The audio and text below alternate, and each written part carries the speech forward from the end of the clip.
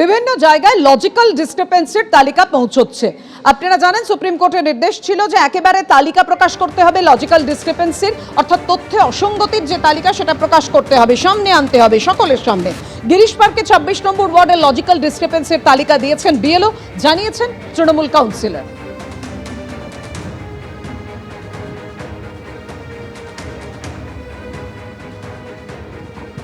বললো এটা আপনাকে নিতে হবে স্যার। আমি এটা তো আমার দায়িত্ব নয়, এটা তো ইলেকশন কমিশন গিয়ে ওয়ার্ড অফিসে টাঙিয়ে দেওয়ার কথা। তো অনেক করে বলতে লাগলো, তো আমি নিলাম এই কারণে যে পাবলিকের একটা ইন্টারেস্ট আছে, তারা জানতে পারবে এই ব্যাপারে। আর আজ অফিস ছুটি, সেই কারণে আমি রিসিভ করলাম। এতে ওই আমাকে যে লিস্টটা দেওয়া হচ্ছে পার্ট নম্বর 198 থেকে 221, অর্থাৎ 198 থেকে 221 পার্টে যে কটা পার্ট আবার ওয়ার্ড 26-এ আছে সেগুলো দেওয়া হলো। সাধারণ ভোটারের স্বার্থের কথা ভেবেই আপনি অগ্রণী ভূমিকা নিলেন। দিলাম। এটা অরিজিনাল নিয়মটা কি ওদের, মানে ওরা গিয়ে টাঙাবে কোথায় টাঙাবে? ওয়ার্ড অফিসে। ওয়ার্ড অফিসগুলো সরকারি অফিস, ওকে। সেখানে পাবলিক রেগুলার আসে সরকারি কাজে সুবিধা পাওয়ার জন্য, পৌর প্রতিনিধির সঙ্গে যোগাযোগ করতে আসে। তো সেইভাবে এসে তারা দেখবে, টাঙানো থাকবে নোটিশ বোর্ডে। এসআইআর শুনানিতে মন্ত্রী শশী পাজা এসআইআর শুনানিতে তিনি ডাক পেয়েছেন এবং ইতিমধ্যেই নারী ও শিশু কল্যাণ মন্ত্রী শশী পাজা তিনি এসআইআর শুনানিতে গেছেন। সেখানে কোনো একটি কি বলছেন শশী পাজা, আমরা সরাসরি শুনবো। Requested that she would meet separately. I asked whether it was an issue concerning my hearing today. Yes. So what is the issue? They still want another document, something like a passport, something like any other documents which are relevant. Why এটা আমি বুঝতে পারছি না। বাইরে এসে কি বলছেন আপনারা? বাইরে এসে বিএলও যিনি হিয়ারিং সেন্টারে থেকে আমি হিয়ারিং করলাম, বাইরে এসে উনি বলছেন উনি আমার সঙ্গে আলাদা কথা বলতে চান, অন্য বিষয় থাকলে কোনো অসুবিধা ছিল। হিয়ারিং সংক্রান্ত কি বললো? হ্যাঁ, তাহলে হিয়ারিং সংক্রান্ত কি বললো যে তার সুপিরিয়ার্স যারা এখানে বসে আছেন, এই আরো কিংবা মাইক্রো এবং তারপরে মাইক্রো অবজার্ভার, ওনারা বলছেন আমার আরো ডকুমেন্ট লাগবে। আমি এটা বুঝতে পারলাম না, পাসপোর্ট লাগবে কেন? আমি 2002-তে আছি, তার প্রমাণ রয়েছে, তাদের অ্যাপ কাজ করলো না, তাতে আমার দোষটা কোথায়? তারপরে এখনো আমি শঙ্কিত, উনি যে বাইরে সেটা বললেন আমি সত্যি শঙ্কিত আমার নাম থাকবে কিনা। হিয়ারিং এ আপনাকে হয়ে গেল, আবার বিশাল মানে হিয়ারিং হয়ে যাওয়ার পরে আচ্ছা আমি কেন দেব ডকুমেন্ট? আমার তো ডকুমেন্ট লাগার কথা নয়। তারা নিজেদের নিয়মগুলো নিজেরাই লঙ্ঘন করছেন। They are violating the norms set by themselves. 2002-তে আছি, আধার কিংবা অন্য কিছু দেখালেন, ফিনিশড লিস্টে আছেন আপনি, বললেন ওদের অ্যাপের দোষ।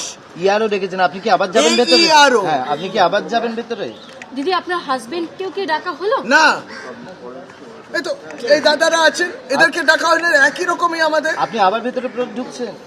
আমি মনে করি একবার যাওয়া দরকার, কারণ উনি যে যাবেন, আপনি কি যাবেন? এটা কি বারবার হেনস্থা হচ্ছে দিদি?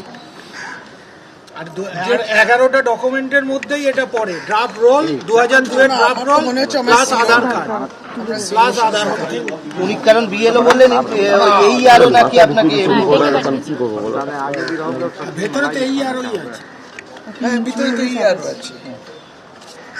দেখো আবার শশী পাজা তিনি যাচ্ছেন একটু আগে আবার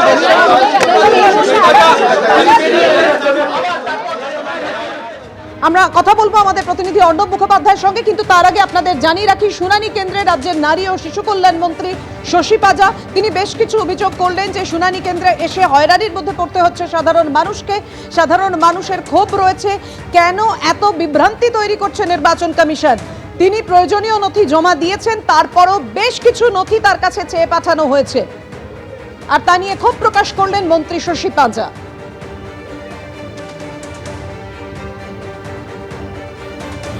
আছি কেন আমার একটা ডকুমেন্টস চাওয়া হচ্ছে? না না, এটা আমার তো গলত নেই। আপনার অ্যাপে সব মাইক রেখে দিচ্ছেন, বডি মাইকে আসে না, সব মাইকগুলো রেখে দিচ্ছেন। বললেন তার মানে আমি এখনো ভরসা পাচ্ছি না যে আমি 14 তারিখে নাম পাবো কিনা যদি লিস্টে বেরোয়।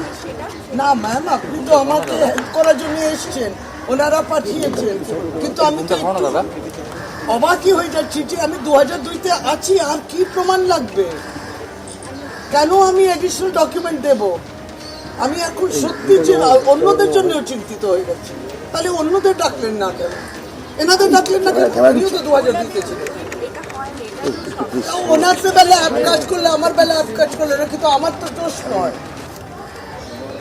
কি অ্যাপ এটা, কি সফটওয়্যার যেটা আপনার ভোটার লিস্ট ছাড়াও তো একটা ডকুমেন্ট আপনি পেয়ে যাবেন। আর এনার ক্ষেত্রে তো 11টা মাস নয়, আপনাদের নিয়মেই তো আপনারা জড়িয়ে যাচ্ছেন। যাদের ম্যাপিং হয়নি তাদের ক্ষেত্রে 11টা, যাদের ম্যাপ আছে তাহলে তাদের হ্যাঁ।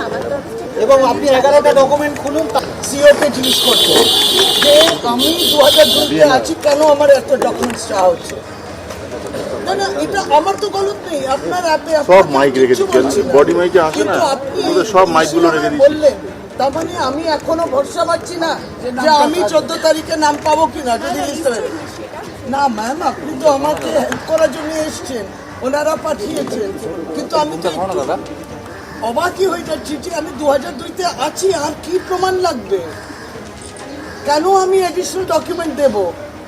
আমি এখন সত্যি অন্যদের জন্য চিন্তিত হয়ে গেছি। তাহলে অন্যদের ডাকলেন না কেন? এনাদের ডাকলেন না কেন? উনিও তো 2002-তে ছিলেন। ওনার বেলা অ্যাপ কাজ করলে, আমার বেলা অ্যাপ কাজ করলে, এটা কিন্তু আমার তো দোষ নয়। কি অ্যাপ এটা, কি সফটওয়্যার যেটা আপনার ভোটার লিস্ট ছাড়াও তো একটা ডকুমেন্ট আপনি পেয়ে যাবেন। আর এনার ক্ষেত্রে তো 11টা মাস নয়, আপনাদের নিয়মেই তো আপনারা জড়িয়ে যাচ্ছেন। কথা বলবো, আমাদের সঙ্গে রয়েছেন আমাদের প্রতিনিধি অর্ণব মুখোপাধ্যায়। অর্ণব, কি কি নথি চাওয়া হয়েছে, যে কারণে ক্ষোভ প্রকাশ করছিলেন শশী পাজা, যে তার কাছে প্রয়োজনীয় নথি যেগুলো তিনি ইতিমধ্যেই জমা দিয়েছেন, তারপরেও বেশ কিছু নথি চেয়ে পাঠানো হয়েছে তার কাছে? দেখো, হিয়ারিং এ এসে রীতিমতো জটিল পরিস্থিতি। আমরা এই মুহূর্তে রয়েছি গিরিশ পার্কের কাছে, কেশব একাডেমি। এখানে 2টোর সময় আসেন মন্ত্রী শশী পাজা, তিনি ভেতরে প্রবেশ করেন। ভেতরে প্রবেশ করে তিনি মিনিট 15 ভেতরে ছিলেন। হিয়ারিং শেষ করে তিনি বাইরে আসেন। বাইরে এসে তিনি বলেন যে তিনি সমস্ত কিছু ফিল আপ করেছেন এবং তার স্বামীও ফিল আপ করেছেন, কিন্তু বেছে বেছে তাকে ডাকা হয়েছে এবং তার থেকে এখন বলা হচ্ছে পাসপোর্ট দিতে হবে। তার প্রশ্ন যে তিনি অন্যান্য তথ্য সবই এনেছেন সঙ্গে করে, আধার কার্ড এনেছেন, 2002-এর হার্ড কপি লিস্ট সেটা নিয়ে এসছেন, তা সত্ত্বেও কেন তার থেকে পাসপোর্ট চাওয়া হচ্ছে? কারণ সমস্ত মানুষের পাসপোর্ট নেই। সেক্ষেত্রে সাধারণ মানুষের কাছে যে নির্দিষ্ট ডকুমেন্টগুলো আছে সেই ডকুমেন্টই তিনি দেখাচ্ছেন, তা সত্ত্বেও কেন তাকে এরকমভাবে হেনস্থা করা হচ্ছে? এই প্রশ্ন তিনি যখন তুলছেন সংবাদ মাধ্যমের সামনে, সেই সময় দেখা যায় যে বিএলও মৌমিতা পাল তিনি বেরিয়ে চলে আসেন এবং বিএলও মৌমিতা পাল তিনি এসে বলেন শশী পাজাকে যে আমি আপনার অফিসে একবার যাব। তখন হচ্ছে যে তাকে জিজ্ঞেস করা হয় যে আপনি কী জন্য অফিসে যাবেন, আপনার কি এখনও হিয়ারিং শেষ হয়নি? আমরা যেটা দেখতে পাচ্ছি, মৌমিতা পাল তিনি হচ্ছেন বুথ লেভেল অফিসার, তিনি আসেন এবং তাকে শশী পাজা প্রশ্ন করেন যে আপনি আবার বলছেন আমার অফিসে যাবেন, কি হয়েছে, আপনার এখানে শেষ হয়নি? তিনি বলেন ম্যাডাম, আপনার যদি পাসপোর্ট আপনি দেখাতে পারেন, আমাকে আরও পাঠিয়েছেন, পাসপোর্ট যদি দেখাতে পারেন তাহলে সঙ্গে সঙ্গে হয়ে যাবে, না হলেও ম্যাডাম আপনার হবে। তখন শশী পাজা তাকে বলেন যে পাসপোর্ট কেন দেখাতে হবে, আমি যেগুলো দেখিয়েছি সেগুলো কি যথেষ্ট নয়, তাহলে কি আমার নাম বাদ পড়বে? এই তর্কাতর্কি হয় এবং ফের তারপরে যেটা দেখা যায় যে তোমার বিএলও তিনি ভেতরে ঢুকে যাচ্ছেন এবং শেষ পর্যন্ত স্থানীয় কাউন্সিলর তারকনাথ চট্টোপাধ্যায় তিনি বলেন যে এই মুহূর্তে বেরিয়ে যাওয়াটা ঠিক হবে না, চলুন আমরা ভেতরে যাই। ফের শশী পাজা এই মুহূর্তে ভেতরে গিয়েছেন এবং তিনি রীতিমতো ক্ষুব্ধ যে তাকে রীতিমতো হেনস্থা করা হচ্ছে এবং তিনি এই মুহূর্তে ফের বেরোচ্ছেন। তার যেটা বক্তব্য যে বিএলও এসে তিনি একবার হিয়ারিংয়ে অংশগ্রহণ করে তিনি বেরিয়ে এলেন, তার থেকে পাসপোর্ট চাওয়া হলো, তাহলে কি তার নাম থাকবে না? তাকে কি তিনি মন্ত্রী হওয়ার পরেও তার নাম থাকবে না? কেন তাকে বারবার একটা নির্দিষ্ট ডকুমেন্টই চাওয়া হচ্ছে? তিনি নির্ধারিত সব ডকুমেন্ট দেওয়া সত্ত্বেও এই নিয়ে কিন্তু তর্ক তৈরি হয়েছে।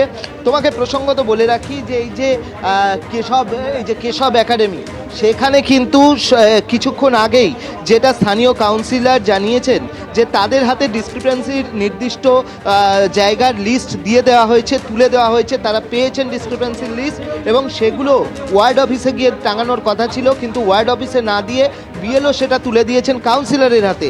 তো সেই বিষয়ে তারা অলরেডি ডিসক্রিপেন্সি লিস্টও পেয়ে গিয়েছেন। কিন্তু এখানে যেটা হয় তার পরপরই দেখা যায় যে শশী পাঁজা 2টোর সময় আসেন এবং শশী পাঁজার সঙ্গে কিন্তু এই হিয়ারিং নিয়ে রীতিমতো একটা বিতর্কের পরিবেশ, এবং শশী পাঁজার যেটা বক্তব্য যে তাকে উদ্দেশ্য প্রণোদিতভাবে হেনস্থা করার চেষ্টা করা হচ্ছে, এবং তিনি বলছেন যে তাকে একবার হিয়ারিং হয়েছে, তারপর বিএলও বাইরে বেরিয়ে এসে আবার তার সঙ্গে দেখা করতে চান, শেষ পর্যন্ত তিনি এখানটা ছেড়ে না গিয়ে আবার ফের ঢুকেছেন হিয়ারিংয়ে। কিন্তু কি হবে তার হিয়ারিংয়ে তিনি আশঙ্কা প্রকাশ করছেন যে তাহলে কি তিনি রাজ্যের মন্ত্রী হওয়া সত্ত্বেও, সমস্ত কিছু ফিল আপ করা সত্ত্বেও, তার পরিবারকে অন্য কাউকে ডাকা হয়নি, তাকে ডাকা হয়েছে, এই সব সত্ত্বেও কি তাকে নাম বাদ করতে হবে? এই প্রশ্ন কিন্তু তিনি তুলছেন। এবং এই মুহূর্তে আমরা যেটা দেখতে পাচ্ছি যে শশী পাঁজা তিনি ভেতরে দ্বিতীয়বার প্রবেশ করেছেন। আমরা এর আগে মোহাম্মদ সামির দেখেছি, দেবের দেখেছি, সবাই গেছেন, কিছুক্ষণের মধ্যেই হিয়ারিং শেষ হয়েছে। কিন্তু শশী পাঁজার ক্ষেত্রে সম্পূর্ণ ভিন্ন চিত্র। তিনি ভেতরে প্রবেশ করলেন, তিনি বাইরে এলেন, বিএলও বাইরে এসে তার সঙ্গে দেখা করবে বললেন, তিনি ফের আবার হিয়ারিংয়ের জন্য ভেতরে ঢুকেছেন। সব মিলিয়ে শশী পাঁজার হিয়ারিং নিয়ে কিন্তু জটিলতা তৈরি হয়েছে। তুমি আমাদের সঙ্গে থাকো অর্ণব, অবশ্যই পরিস্থিতির দিকে নজর রাখো। শুনানি কেন্দ্রে ফের প্রবেশ করেছেন শশী পাঁজা। আমরা প্রতি মুহূর্তে আপডেট আপনাদের দিতে থাকবো। এবিপি আনন্দ, এগিয়ে থাকে, এগিয়ে রাখে।